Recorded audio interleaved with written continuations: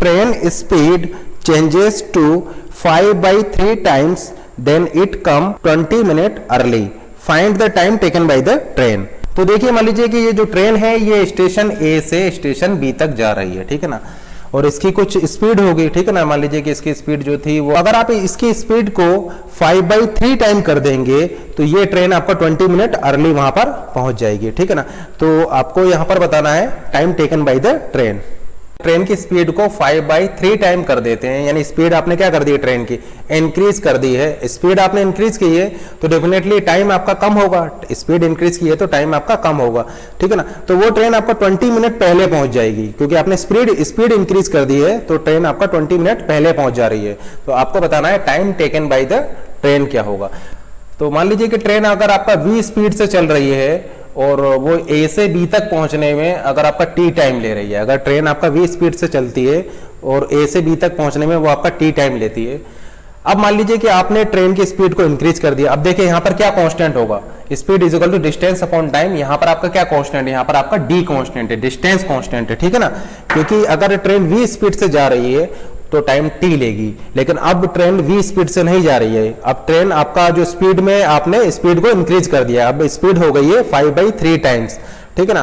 तो definitely time आपको कुछ कम लगेगा, लेकिन अभी भी ट्रेन को जो डिस्टेंस कवर करनी है वो कितनी कवर करनी है, उतनी ही करनी जितनी पहले करनी थी। इसका मतलब यहाँ पर डिस्टेंस क्या है, डिस्टेंस आपका कांस्टेंट है, तो हम ऐसा बोल सकते हैं speed is proportional to 1/t, speed is proportional to 1/t, because यहाँ पर आपका डिस्टेंस जो है वो कांस्टेंट है। तो हम ऐसे बोल सकते हैं कि स्पीड जो है वो आपने कर दिया है 5/3 टाइम। तो स्पीड आपका 5/3 टाइम हो गया है, तो डेफिनेटली टाइम आपका हो जाएगा 3/5।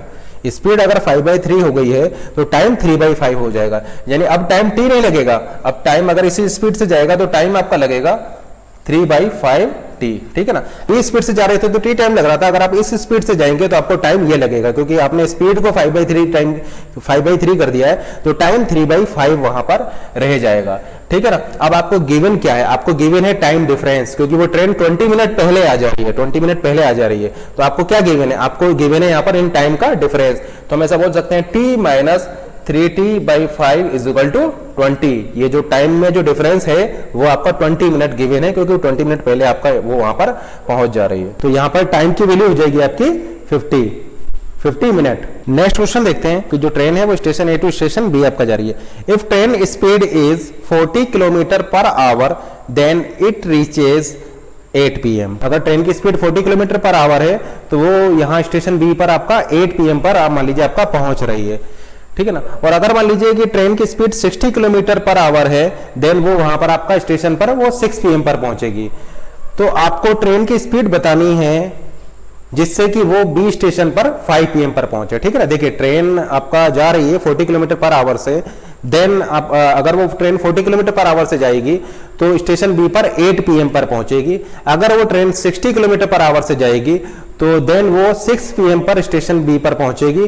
तो आपको वो स्पीड बतानी है, ट्रेन की वो स्पीड बतानी है जिससे कि वो स्टेशन बी पर 5 बजे 5 PM पर पहुंचे। अब देखिए यहां पर आप एक चीज नोट कीजिए कि आपने यहां पर स्पीड इंक्रीज कर दी, तो अगर आपने स्पीड इंक्रीज कर दिया तो देखिए टाइम आपको कम लग रहा है, ये आपका पहले पहुंच जा रही है। तो देखिए वही कंसेप्ट आप यहां पर लगा सकते हैं, speed is equal to distance upon time. Distance क्या है, डिस्टेंस इन सभी केसेस में आपका कांस्टेंट है, इन तीनों ही केसेस में डिस्टेंस आपका कांस्टेंट है। तो हम ऐसा बोल सकते हैं स्पीड इज प्रोपोर्शनल टू 1/टाइम। यहां पर आपने स्पीड में क्या चेंज किया है, स्पीड आपका हो गया है 60/40, यानी आप इसको बोल सकते हैं 3/2, यानी स्पीड को आपने 3/2 टाइम किया है। 40 से 60 किलोमीटर पर आवर आपने स्पीड किया है, यानी स्पीड में जो आपने इंक्रीज किया है वो 3/2 टाइम किया है।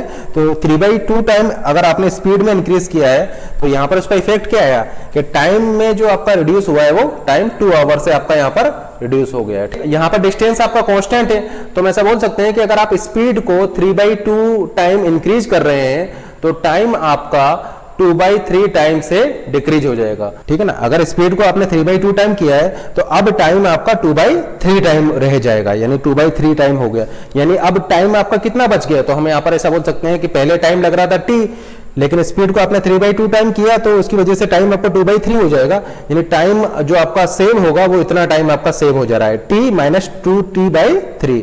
तो इसको आप सॉल्व कीजिए तो ये आपका आ जाएगा t/3 और ये आपको क्या गिवन है, ये आप यहाँ से कैलकुलेट कर सकते हैं, ये आपका 2 आवर आ रहा है, यानी t क्या हो जाएगा, t हो जाएगा आपका 6 आवर।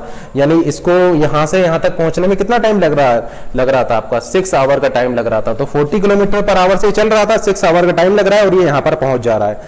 यानी हम ऐसा बोल सकते हैं कि ये डिस्टेंस क्या हो जाएगी, distance in between A and B, distance in between A and B क्या हो जाएगा आपका, ये हो जाएगा 40 × 6 यानी 240 किलोमीटर हो जाएगा।